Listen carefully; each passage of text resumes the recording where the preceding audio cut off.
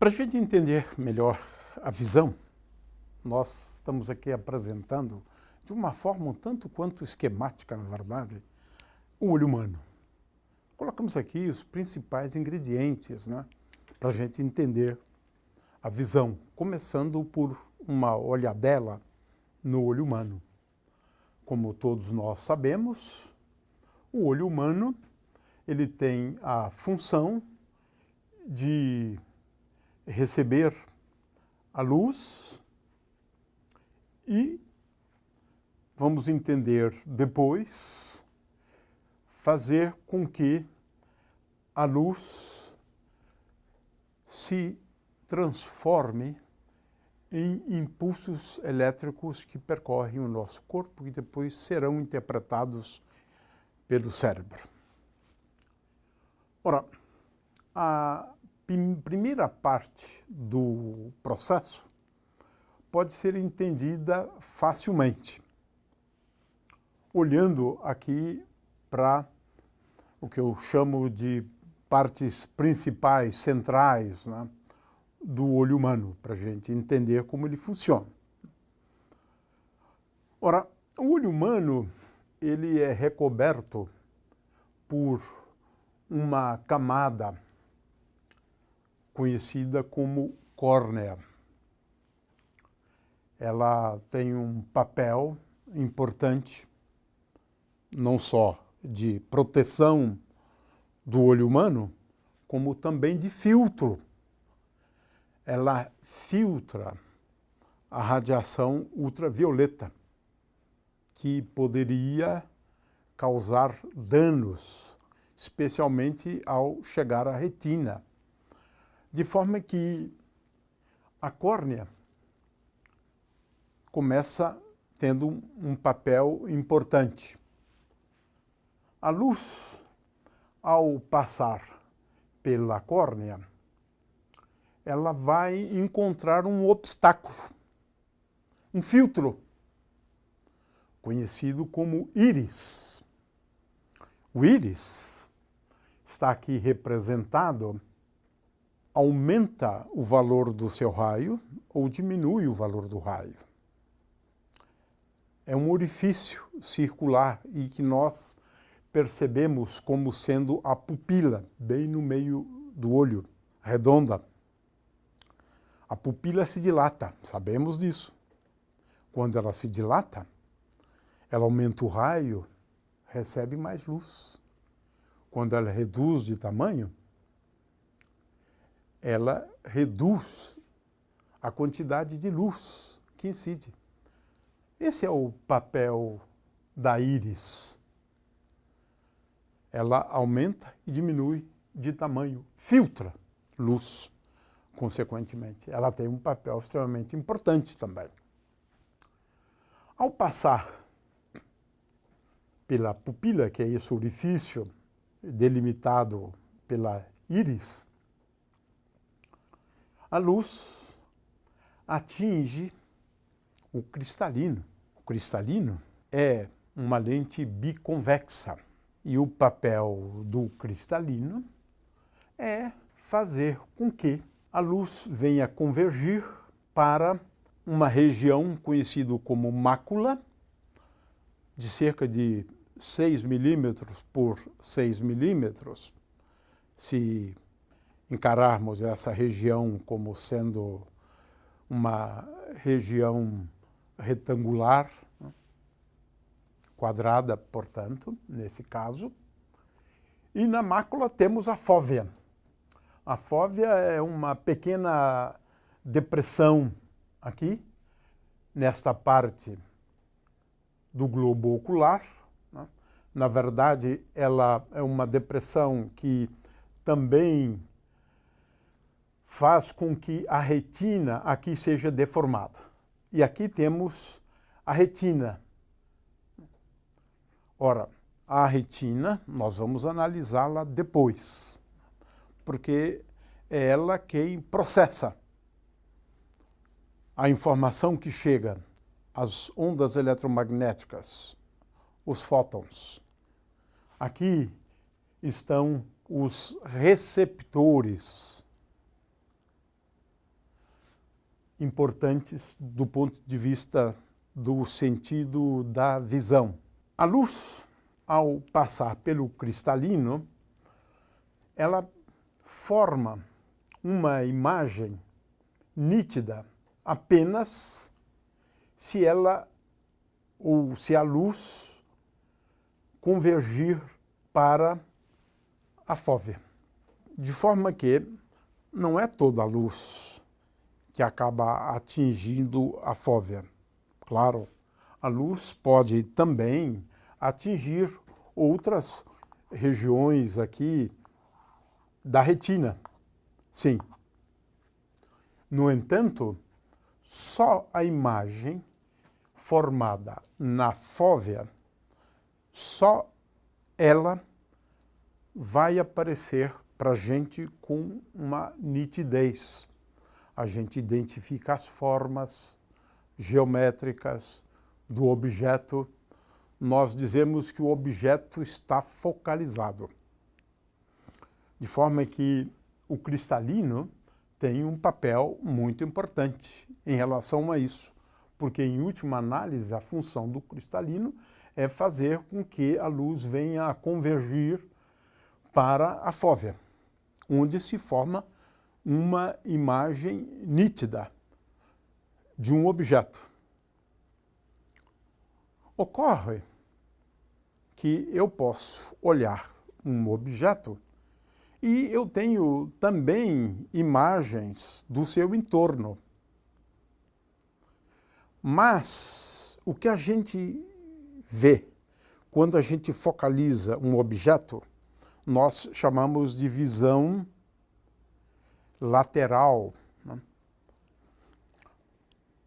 Ora, neste caso, nós vamos ter uma visão lateral ou periférica dos objetos próximos daquele que eu estou mais interessado, eu estou focado nesse objeto.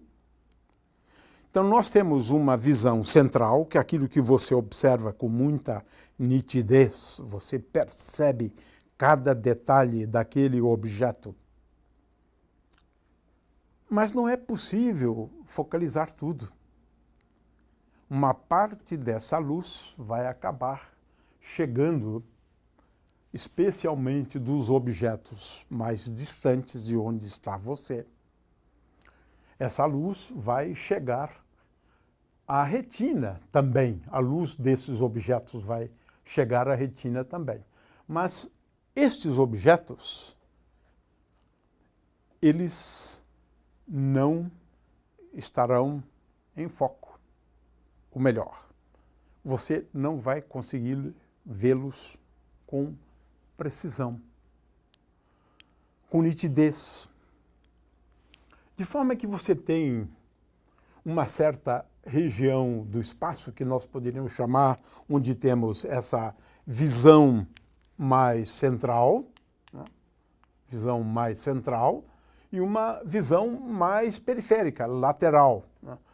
Os objetos que estão situados aqui, eles não são vistos com muita clareza, com muita nitidez. Isso por conta da limitação que nós temos. Afinal de contas, temos apenas uma lente.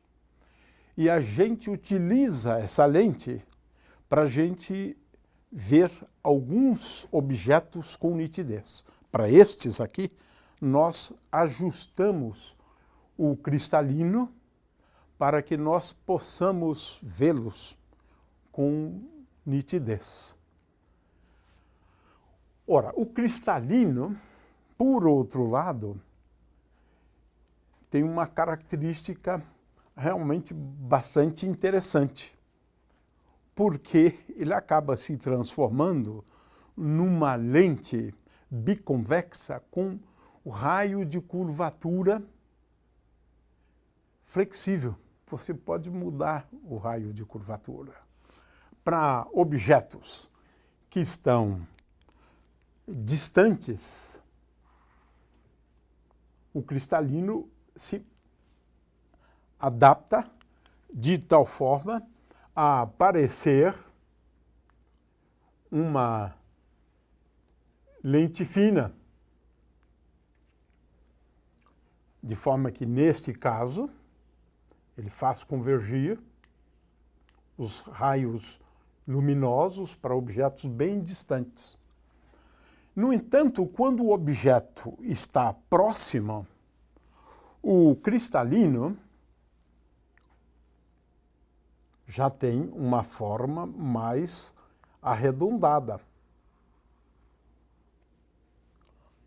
Então veja que o cristalino ele tem um foco que é variável, uma distância focal que é variável, porque eu posso alterar, né, os raios de curvatura dessa lente biconvexa. Então, em função da necessidade, o cristalino vai se ajustar. Ora, em geral, quando a gente fala em ajustar, nós estamos falando da acomodação. É um mecanismo do olho de acomodação para que os objetos, afinal de contas, possam ser vistos com a maior nitidez possível. É claro que o cristalino faz parte desse processo de acomodação, mas ele é mais complexo, porque envolve a divergência e a convergência do olho, envolve o diâmetro da pupila, ou ainda o diâmetro da íris. O fato é que o mecanismo de acomodação é um mecanismo automático, visando a obter uma imagem bem nítida. É isso que nós queremos. Mas essa nitidez só é possível se a imagem é formada na fóvea. Nós não conseguimos ver com muita nitidez objetos muito próximos de nós. Eu não sei se já fizeram alguma experiência em relação a isso, mas 25 centímetros é a distância para os jovens, né? A distância, né,